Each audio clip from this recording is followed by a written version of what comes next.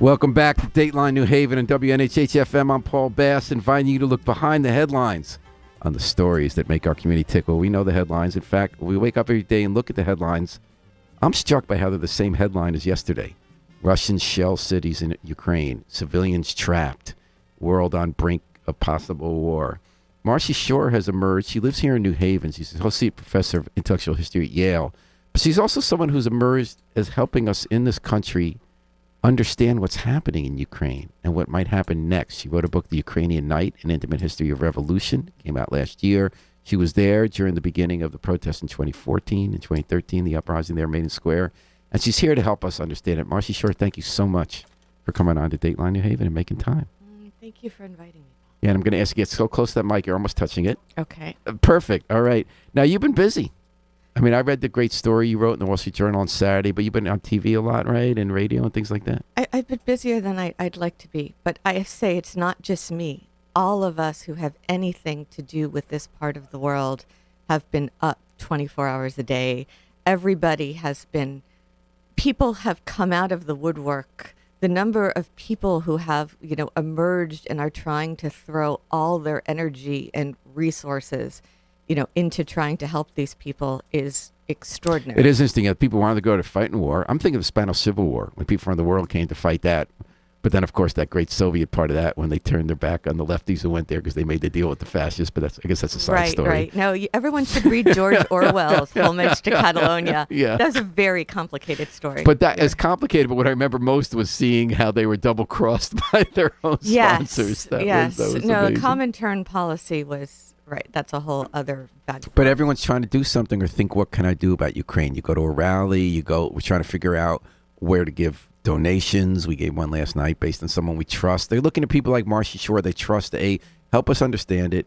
B, is there anything we can do? And then the existential part.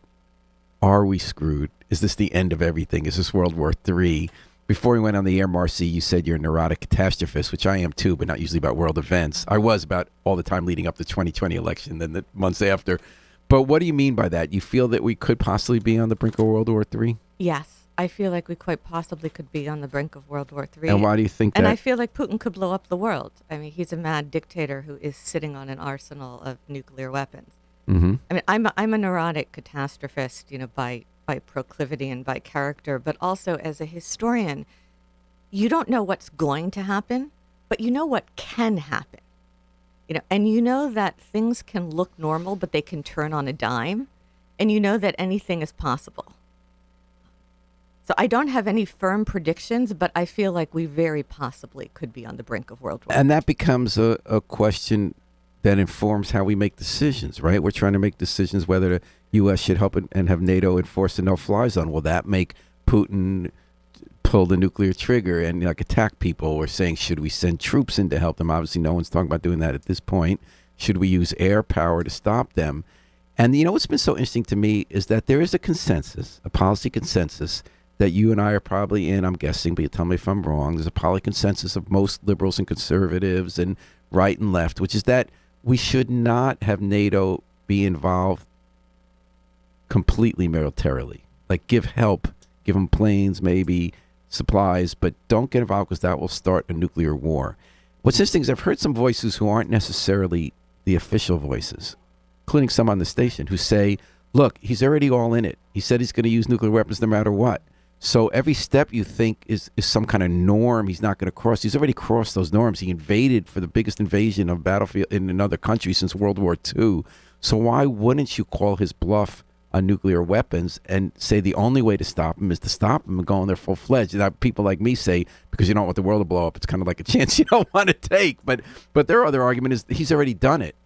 And, there are a million ways. First of all, it could be bluffing. Second of all, generals can stop him. Third of all, you could have an instance like you had when a few decades ago when a Russian general could tell that it was a false report coming in that there were nuclear missiles. So within 5 minutes, he didn't pull the trigger. What's your take on that? My intuition, and I know nothing. Closer. I know nothing about military strategies. You can take this all with a grain of salt. I mean, the question now is, if we go all in, is that more likely to provoke World War III? Or if we wait and try not to provoke, is that more likely to provoke World War III? And what do you think? My intuition is we should go all in, but I have no special knowledge about that. But the reason you think that is because of what Putin's shown us that he's already up to? Like this doesn't stop until Putin stops? My intuition is, so I listened very carefully to Putin's Crimea speech back in 2014 when I was working on the Ukrainian night. And I'm not a native Russian speaker, so again, you can take this with a grain of salt.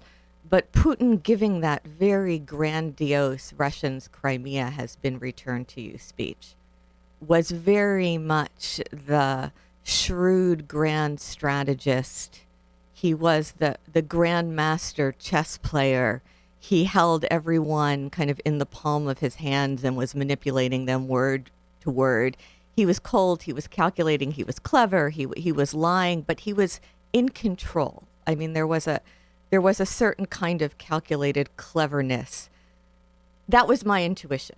When I listened to him 2 weeks ago on that Monday give that hour-long speech before the invasion started on Wednesday, I had a very strong impression that this was no longer the same person.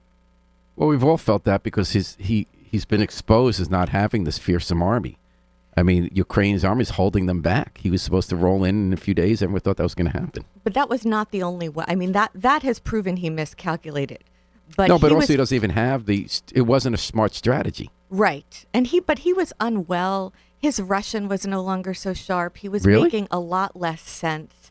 He seemed obviously deluded, deranged, outside of rationality. And my feeling was that, the paradigm that we were in, the game theory paradigm, we're playing a high stakes chess game with a master chess player paradigm, I think that is now the wrong paradigm. What's the right one now? I think now we're in Shakespearean drama.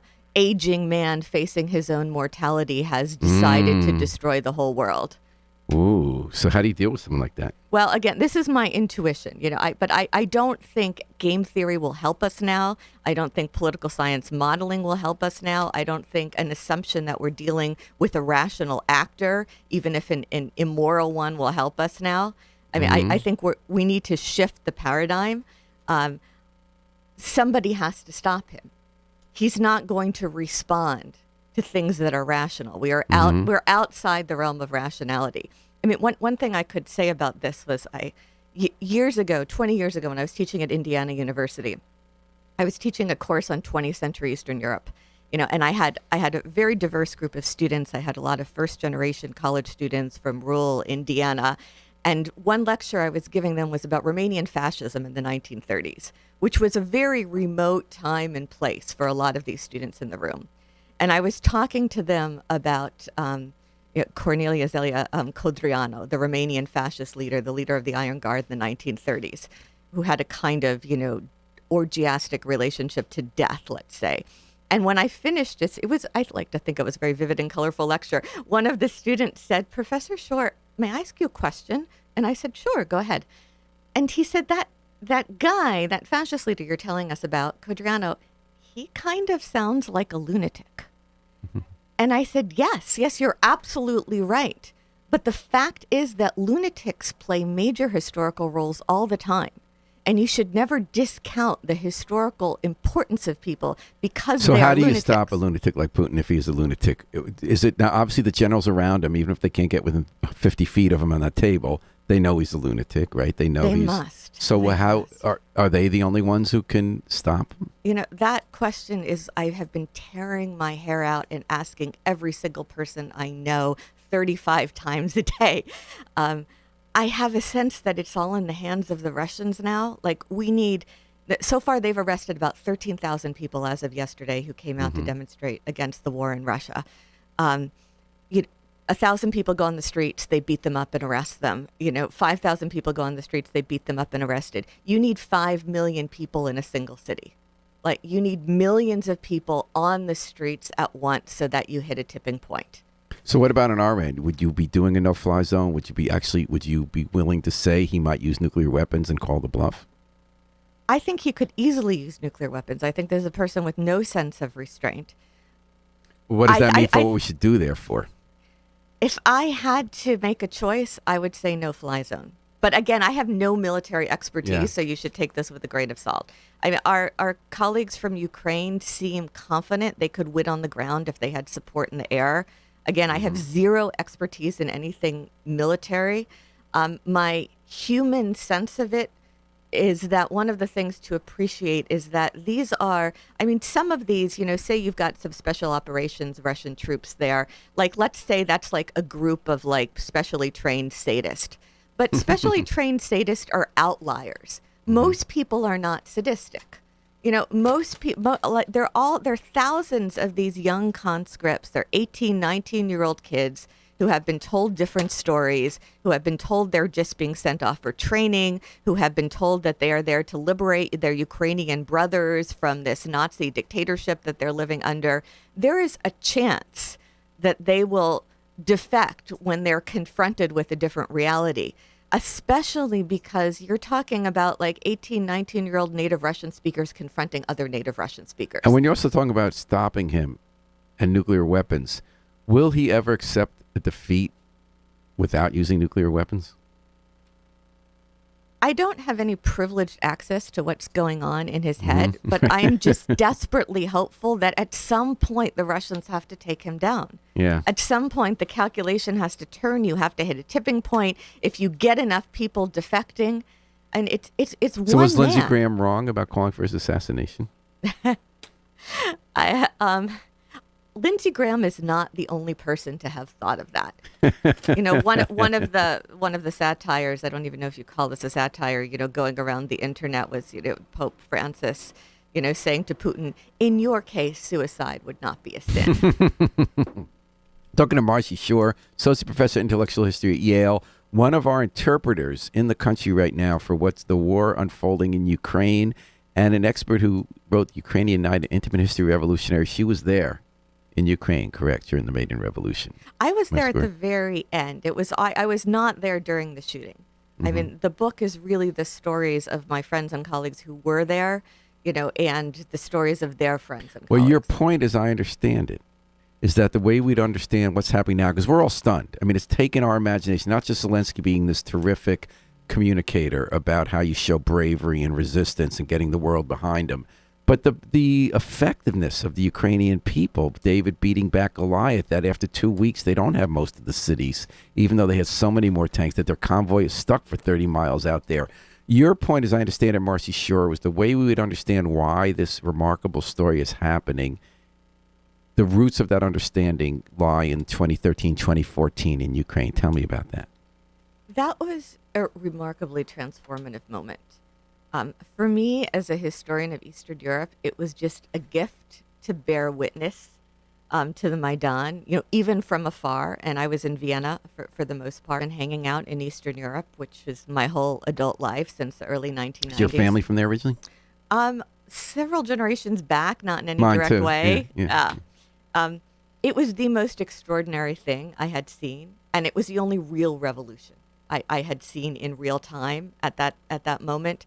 It was not just a political transformation, it was an existential transformation. I saw people changing in front of me. I saw my friends and colleagues changing.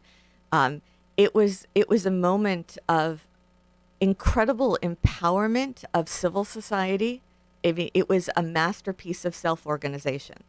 One of the things that I like to try to explain to Americans about the Maidan was the Maidan was a huge city square in the center of Kiev. It's a very complex geographical space that kind of offers some possibilities. And that was where the revolution started, and that continued to be the Now, was that center. uprising against their government over corruption, or what was the main issue? Oh, that's a good question. Okay, so the main issue was you have your gangster president guy, Yanukovych, who in 2004 had been running for president against a candidate called Viktor Yushchenko, who was seen as the westward-looking candidate. The guy got poisoned. We saw his face with all the splotches on it. Exactly. So Yanukovych tried to poison his opponent, and he manipulated the election results. At that point, Ukrainians went out to the Maidan. They protested for 3 weeks. They won. The elections were done over. Yushchenko was elected. He was inaugurated. And then the short version of the story is that it falls apart. He's a disappointment. Yanukovych is hovering in the background. Nobody would have ever thought he could come back after having been so thoroughly discredited. But he hires this really slick Washington PR agent who has a little special boutique industry for gangsters with presidential ambitions. And his slick Washington... Roger Stone. Paul Manafort. I'm Paul Manafort, right. Yeah. Right. Paul Manafort, who doesn't speak Russian or Ukrainian, flies over and plays golf with him and gives him a makeover and teaches him some new tricks. He comes back in 2010, this time legitimately wins the elections. And he is being his usual brutal gangster self, although without mass violence towards the population. And the carrot he's holding out is that maybe someday Ukraine will join the European Union. There's a nominal gesture in that direction. In November 2013, Ukraine was scheduled to sign an association agreement with the European Union. It wasn't a membership agreement. It wasn't a fantastic agreement, but it was a foot in the door. It was a sign that potentially Europe would be open for Ukraine. And for a young generation, especially a young intelligentsia, all their hopes were, would Europe open to us?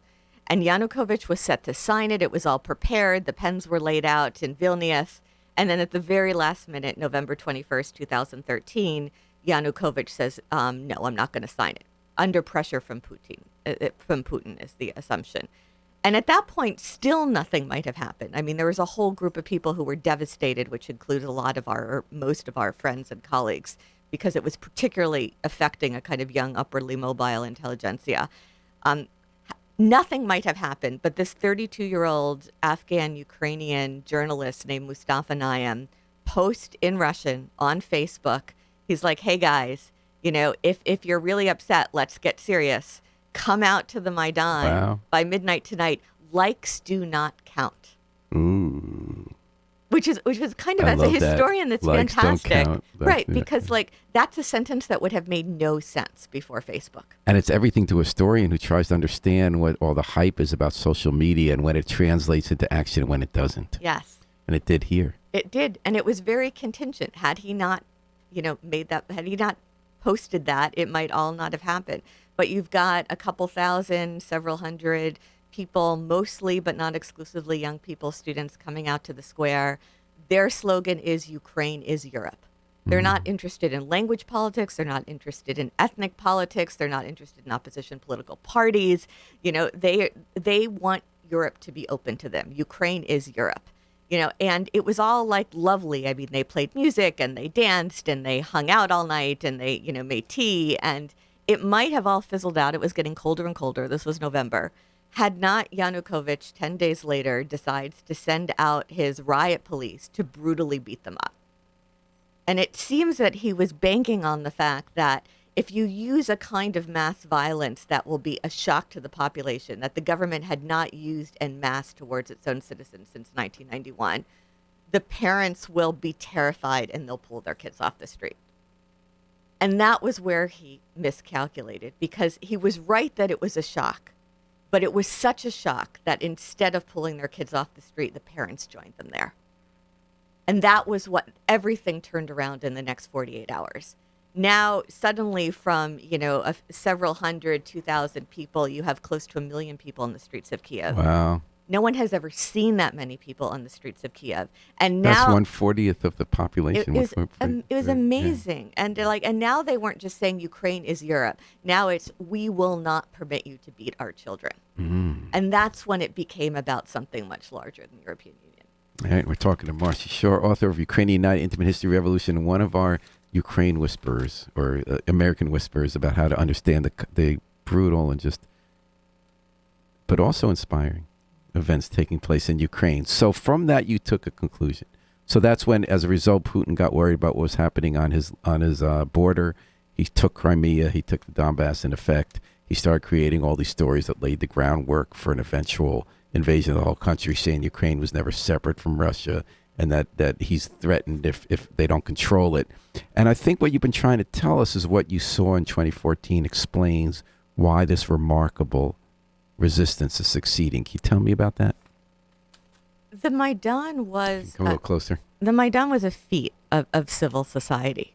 It was an extraordinary moment of transcending all sorts of social and political divisions that had previously racked the country. So suddenly you have the workers and the intellectuals and the right and the left and the Jews and the Muslims and the Christians and the Greek Orthodox and the Greek Uniate and the Orthodox and the young and the old and the parents and the children, and the people who would never normally be seen in the same place, that came together to protest being treated so brutally by the regime. And out of that comes a civic nation in a new way. And this moment of kind of coming of age. Birth of a civic nation, with the unfortunate hysterical parallels of that phrase, right? Yes.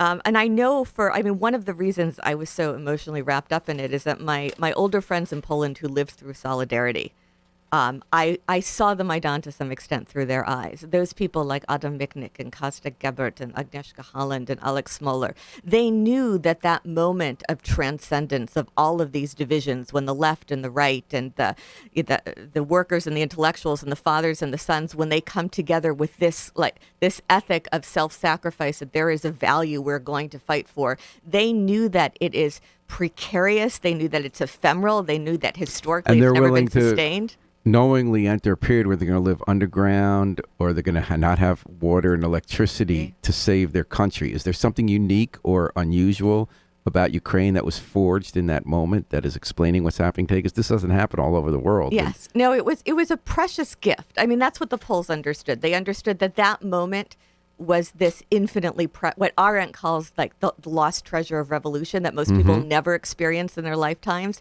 It changed people. It was a revelation of the human capacity to be better.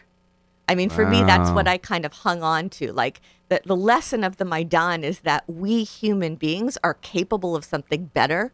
And I think Ukrainians knew afterwards that we are capable of something better. And I had no doubt 2 weeks ago that they were going to fight. Wow. So just as one aside here, this is a story we all very much deeply believe. Some of the doubts that are thrown into it are about the role in history of even though we have a Jewish president in Ukraine, right, who is marked openly Jewish, there's no hiding who he is. There is the whole history of anti-Semitism in that country, as is throughout throughout Europe. Stephen Bandera was a Nazi collaborator who has statues to himself throughout Ukraine, who's still seen as a national hero despite his hand in helping to slaughter Jews. You have the Africans who are not allowed out of the country before Europeans because they were black. How does that fit into the narrative? It fits in the narrative as a new stage. I think the Maidan was a new stage. One of the stories that I loved about the Maidan was, there was an extraordinary interview with this guy, this Ukrainian Jewish rabbi, a young rabbi, I think in his 30s. It was beautifully translated by David Fishman in the foreword into English, if anybody wants to read it. And he had emigrated to Israel before the Maidan. He was from Ukraine. I think he was from Odessa, emigrated to Israel, served in the Israeli military, served in Gaza.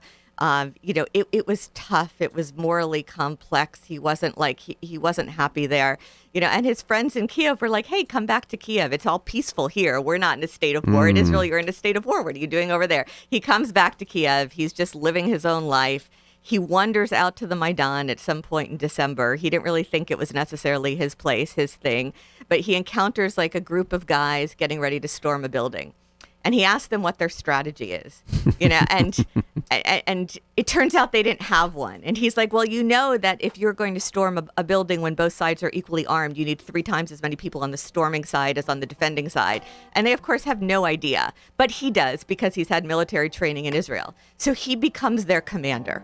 And within a couple days, he's like leading these defense units on the Maidan, and the layers of historical irony that go into like the Ukrainian Jew who comes back from the Jewish state with the military training, to lead the defense units on the Maidan was extraordinary. But it was a moment of the creation of a civic nation. And one of the things that was important was that there was space for everybody.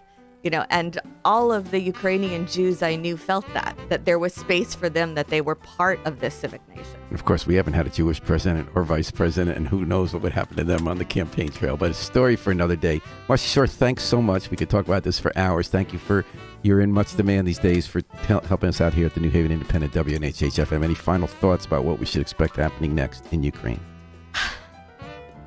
What I cling to is the fact that there are more good people than bad people. I don't believe that Russia is a country of 144 million people who want to murder Ukrainians, and I am desperately hopeful that somebody is going to bring Putin down and good will prevail.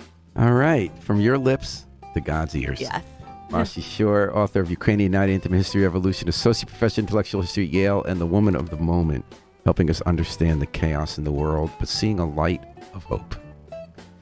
Thanks for joining us. Thanks to Harry Droz for working the controls. We're going to take it out with the Afro-Semitic Experience performing I Wish I Knew How It Would Feel to Be Free from the group CD, A Plea for Peace. This is Paul Bass inviting you to fly free with us all day and all night on WNHH, New Haven's home for community radio.